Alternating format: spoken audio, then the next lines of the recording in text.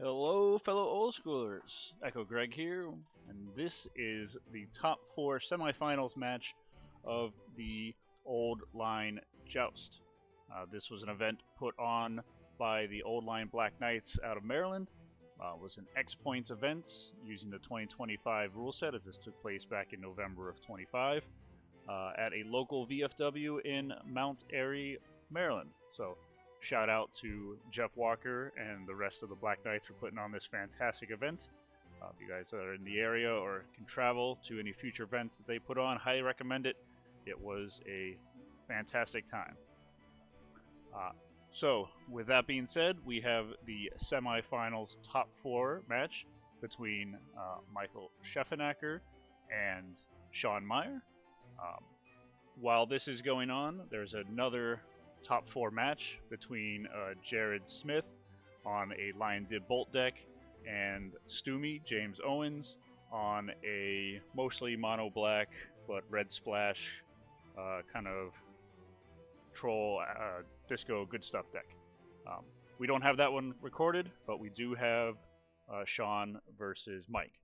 So let's take a look at Sean's deck.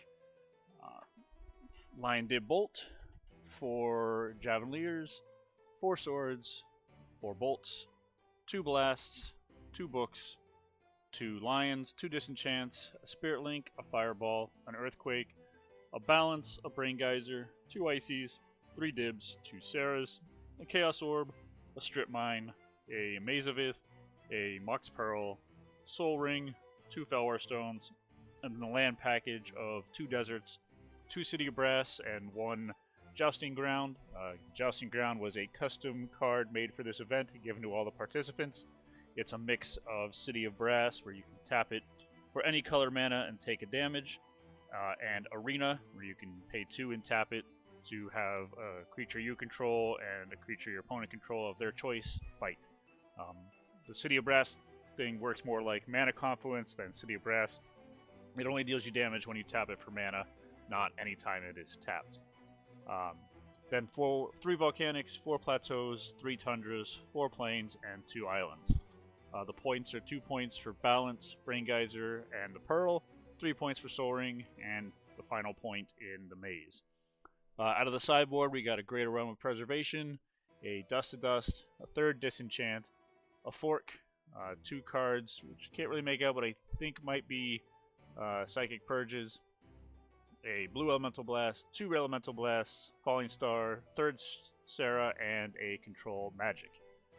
And he is up against Michael Scheffenacker, who, again, is on not quite a Lion Dib Bolt. I got Javelins, but a little bit more of a mid-rangey kind of version with the same rough style of deck, just running permission. So he's got 4 counterspells, 4 swords, 4 bolts, 2 disenchants, 2 force spikes, 2 mazes, a library, and ancestral, and then 4 Javeliers, 4 Dibs, 4 Sarahs, and a Solkanar, the Swamp King, and then a single Fireball, Control Magic, Chaos Orb, and Spirit Link. For land, he's got Underground Sea, Plains, the Jousting Grounds, Desert, Strip Mine, 2 Islands, 4 Volcanics, 4 Tundras, 4 Plateaus, and 4 City of Brass.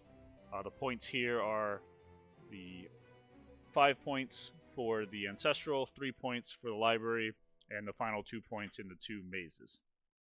In the side, we have 2 books, 2 more Control Magics, 2 Falling Stars, 2 Elemental Blasts, 2 Blue Elemental Blasts, 2 additional Disenchants, 2 more Spirit Links, and a Shivan Dragon.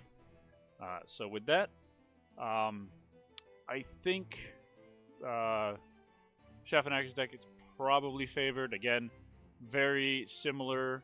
They both have 4 swords.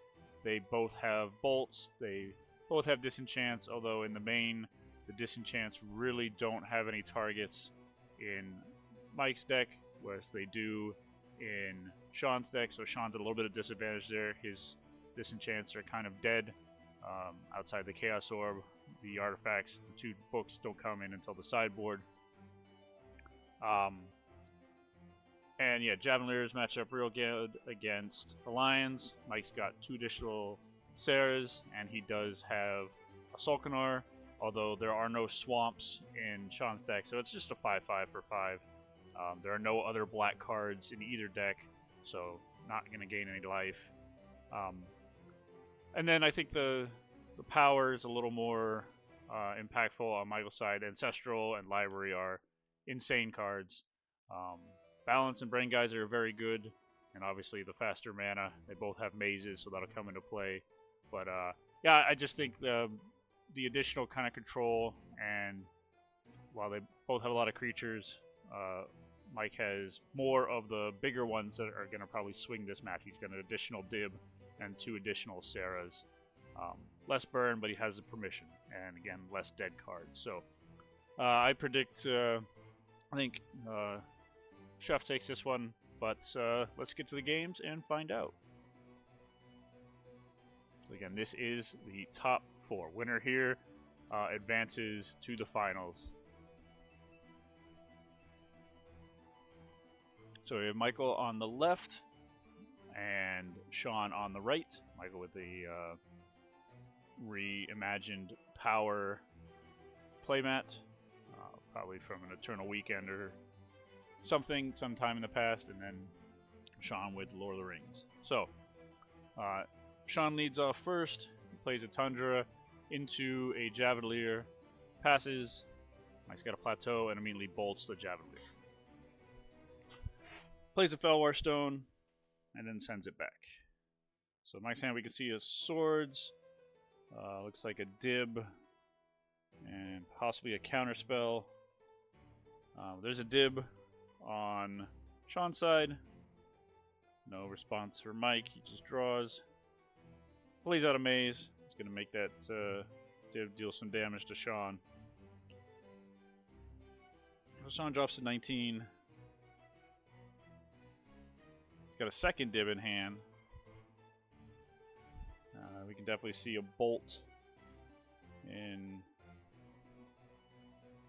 Mike's hand there. So yeah, draws out the second Dib. He attacks. Yeah, mace check, untaps it. And yep. Chef has a swords for the second Dib. That's going to put Sean back up to 21 or 22. He's only taking the 1 damage. And then in a turn, Chef's going to Ancestral. So draw 3 and see if you can start going to town. So looks like he's got a city. And he plays another Javelier out. And then there's, looks like a drill bit that Sean has pulled out of his box and put on it. So again, Sean had looks like a little pencil shard earlier, so he's got some fun little counters to use as Javelier tokens. But he's got a Bolt Fort and plays a Lion, and then tries to swing in with a Dib, and it gets mazed. Chef just plays the Pato and passes.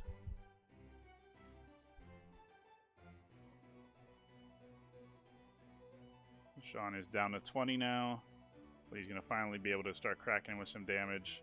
The Lions will be able to get through the maze as it takes out the Dib, but Chef has a bolt for him, so much for that plan. 4 mana for a book, but Mike has a Force Spike, and Sean is tapped out. Cannot pay the 1, countered the book. Oh. Looking good here for Scheffenacker. Yep, we got another Javelier. and just passes back.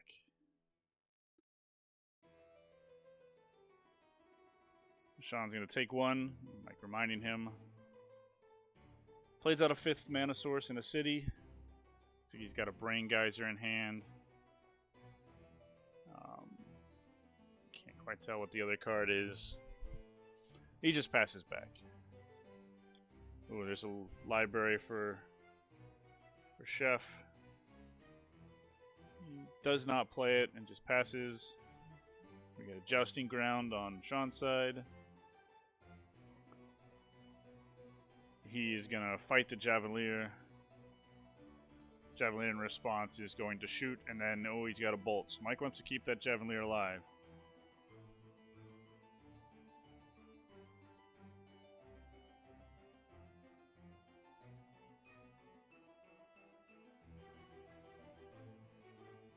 They must be talking about, I think, I'm not sure if Arena needs the creatures to still be on the battlefield. Okay, so he's got a bolt in response. He's going to Swords of Javelier. In response, he's going to shoot. So at the end of the day, both creatures are dead. Both players have expended a spell, and Mike is going to gain 1 from the swords. But he just draws and passes back. There's an Icy from Sean. And again, just a pass back. Chef is trying to draw up to 7 to play the Loa and get some use out of it. Turn is up, or end of turn. He's going to tap down the city, deal Mike damage. Not sure why he's not doing it during the upkeep, so Mike won't be able to use that mana. But there's the Loa, and I think Mike is now up to 7. So yeah, he can draw from it, so he waited till he had 8 cards in hand before he played it.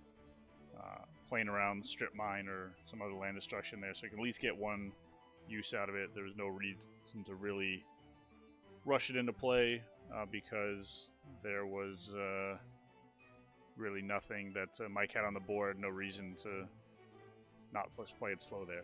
So end of turn, another Icy tapped city, doing Chef another damage.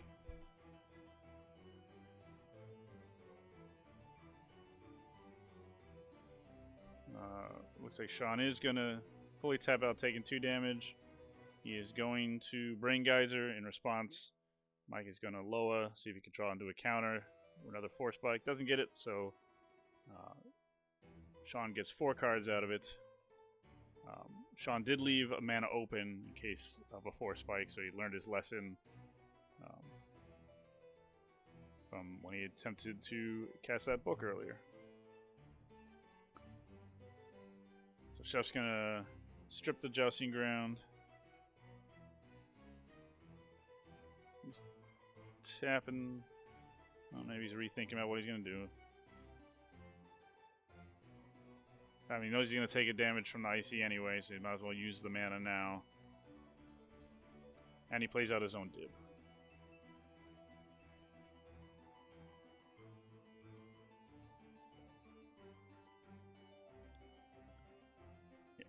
So end of turn, he's going to tap down the Loa. Chef's going to draw it in response, but then he's going to have to discard. So smart move there by Sean. Chef discards a Plains, and then Sean goes to untap.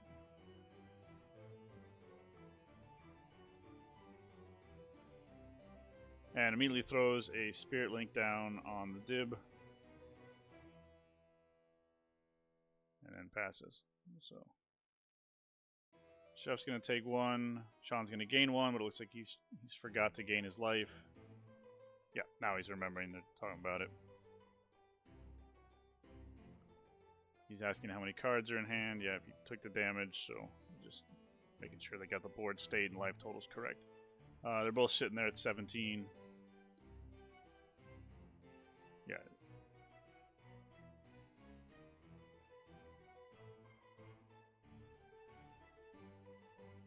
Looks like they're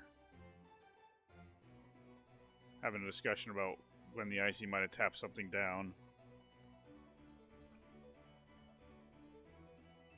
Hand gestures are getting involved, getting pretty heated.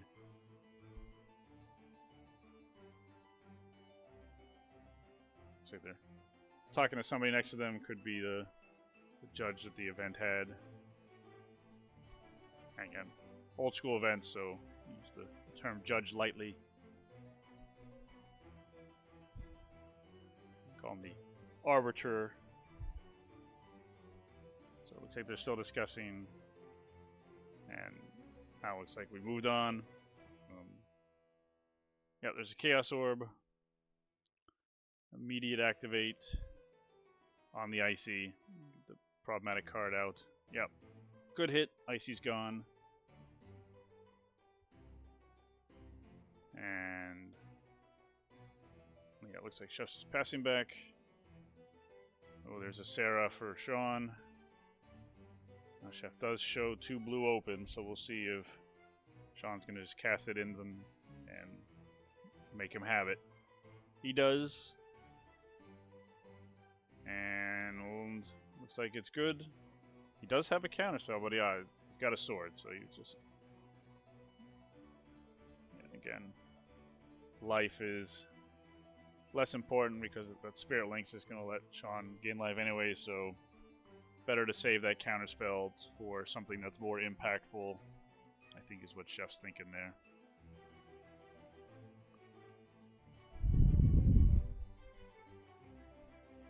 Plays a plateau, plays another dib, and just passes.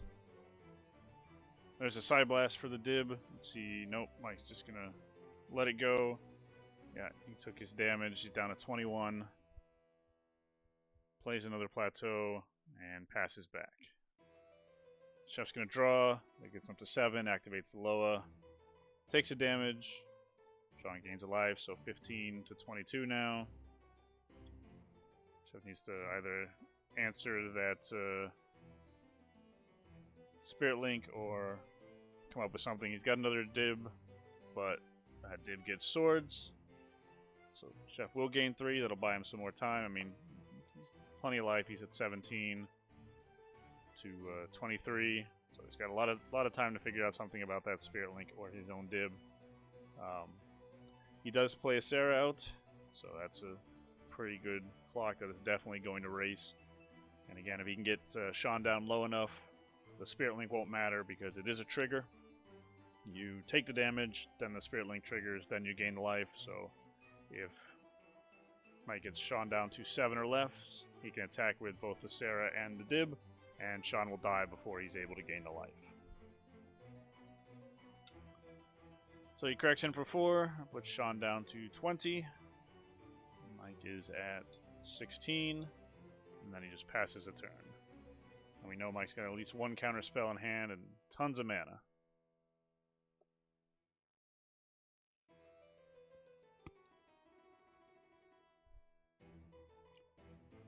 Sean's tapping. Wonder if he's going to go for a balance here. Nope, massive fireball. And there's the counterspell. So yeah, that was worth counterspelling. It would have been a... And then there's the balance afterwards. So he does take a damage to do it. Gets bolted in response. So looks like Sean's only got 1 card in hand. All the creatures are gone. And then they got to sort out the lands. Looks like there are 10 lands in play for Sean.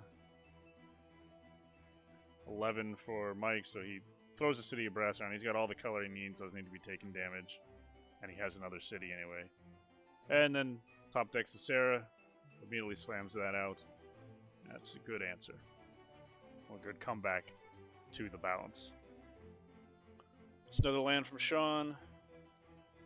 Mike cracks in for 4. Sean is down to 12. Another 4. Down to 8.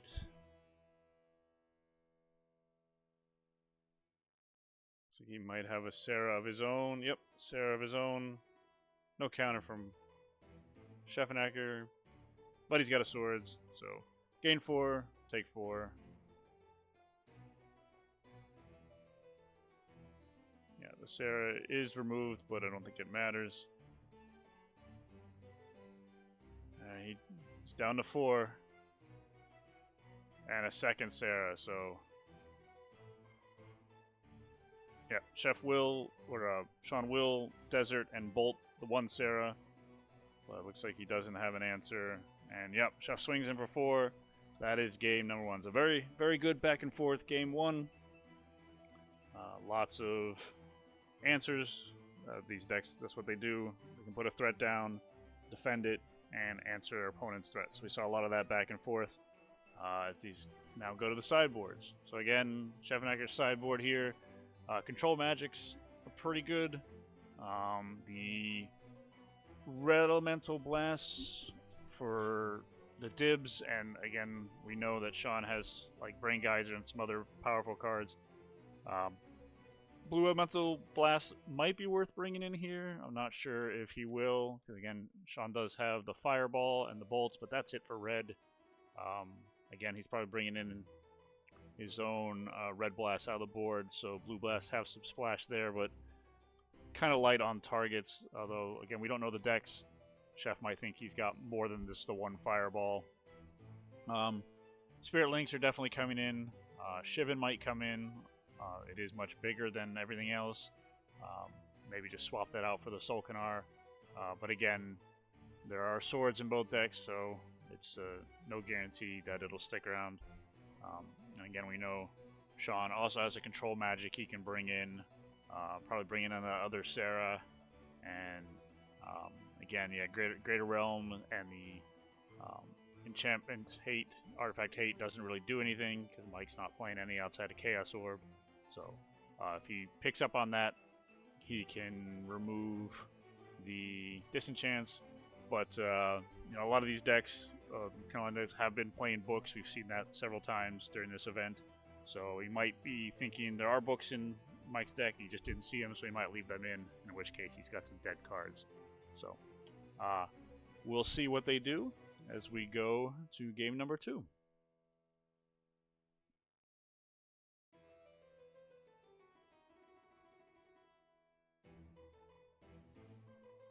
Alright, so sideboard is complete. They are taking a look at their opening hand.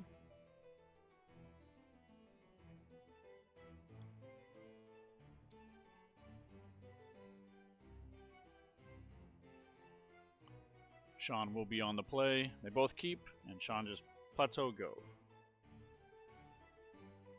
Tundra from Chef, pass. Desert from Sean, pass.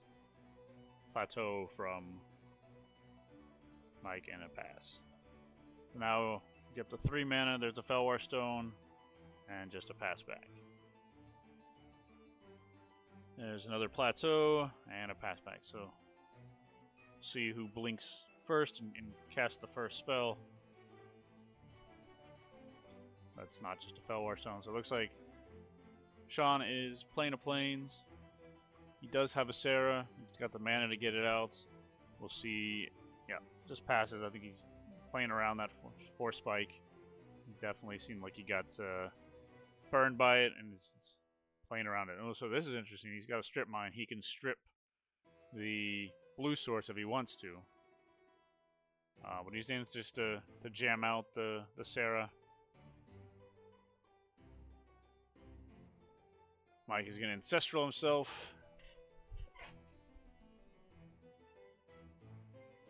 But the Sarah resolves.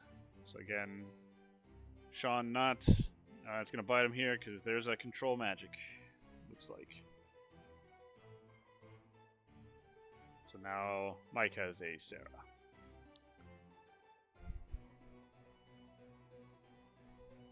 Wonder if Sean was thinking it was better to save that for a maze or something like that so he could get through with the Sarah.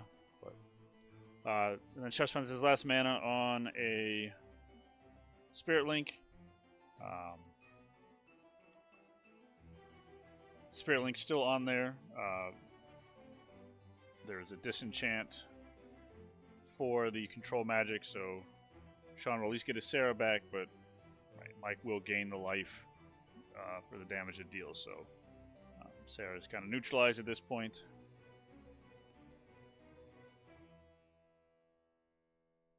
Looks like he might be casting another one. Yep, there's a second Sarah. But Chef has a counterspell. draws, plays his third volcanic. He's got 3 Volks, 3 Plateaus, and a Tundra. And plays his own Sarah out. Swords in response. Well, not in response, but afterwards. Looks like, nope, yep. Chef taps 2 blue like he's gonna counter, but then just lets it go. Because he goes up to 24. And Sean sitting at 20, so no damage done yet, just some life gain for swords. So Sean draws, no play, passes back. Looks like Chef has another Sarah, but he doesn't cast it.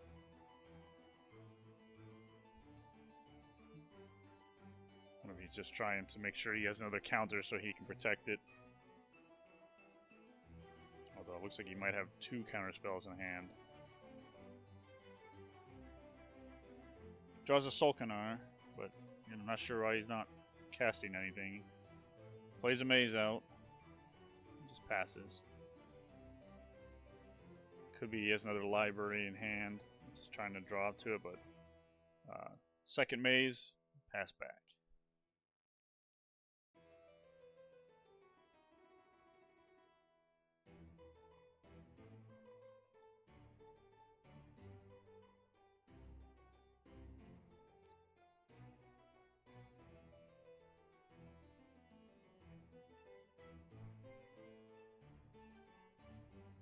Alright, looks like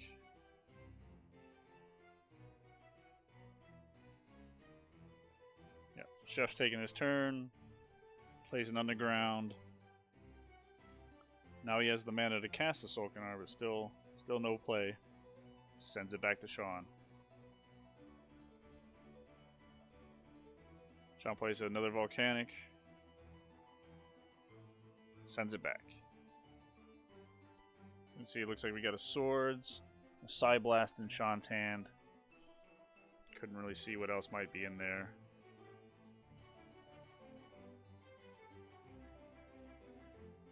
Those 2 mazes are going to be really hard to overcome for Sean, though. There's the Solkanar. Again, at this point, it's just a 5/5. Literally, neither player has the ability to cast any spells that will gain the life, and the only swamp in either deck is the one underground that's out. So, just a 5/5, but a cool card. So we also see a balance there in Sean's hand.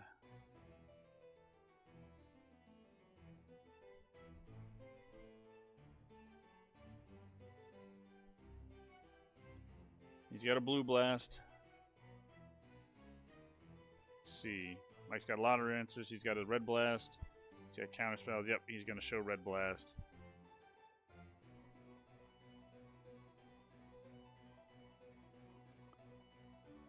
And then there's a Swords His Own Angel, gain some life, and looks like he'll fire off a balance on his turn, which could kind of backfire here if Mike has another counter spell. Because then he'll be staring down Solkanar. So yeah, counting out how many lands. He will definitely get some of Mike's lands too if he can actually get the balance cast. Yeah, so he's tapping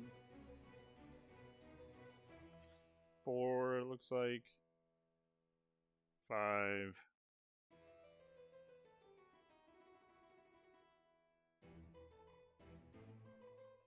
Six, maybe he's just going to fireball the Solkanar. And then if that gets countered, then he'll balance. So yeah. Oh, no, he's fireballing to the face. Okay, so I think you just get cards out of hand. But nope, there's a counter spell. That's going to be tough for Sean there, because now he's got the 5/5 beating him down. He's at 24. He's going to strip the strip. It's a good play to take out the maze, so that drops him down and then swings him to Solkanar, dropping him down to 19. And there's a Sarah. So now that the balance is out of the way, we can start throwing down on board. Neither deck has any way of recurring cards, so once it's gone, it's gone. He's got a Swords for Solkanar. Like, quickly flash this counterspell.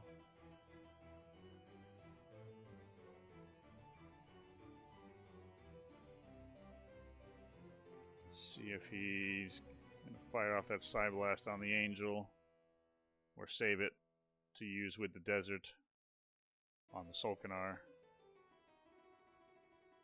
Yeah, so he's tapping 3 there. 4, 5, Serra of his own, okay. And yet another counterspell, so Mike really had all the answers in this one. So he does have 3 untapped. He can't do the Desert Solkanar trick, so Mike's swinging for 9. Oh, so he's going to Desert and then try and bolt. Yeah, so he'll take the 9, dropping down to 10. Yeah, Mike's pointing out that you have to take the damage before you can Desert, so yeah, so he takes 9, drops down to 10, shoots the Serra with the bolt, and then there's a dib. So things are looking grim here for Sean.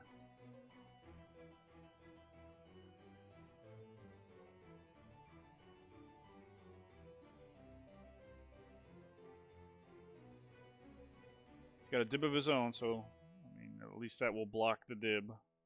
And then with the Desert, he can finish off Chef's dib. But he's going to take some damage to do so. Chef drops down to 18.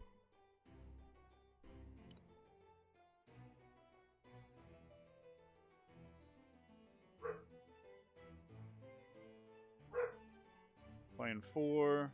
Playing a book, so Chef brought the books in. And yeah, he's just going to swing with the Solkanar. He'll take 5, then he's going to Desert and Side Blast it. That's going to drop him down to 3. His own dib is going to drop him down to 2.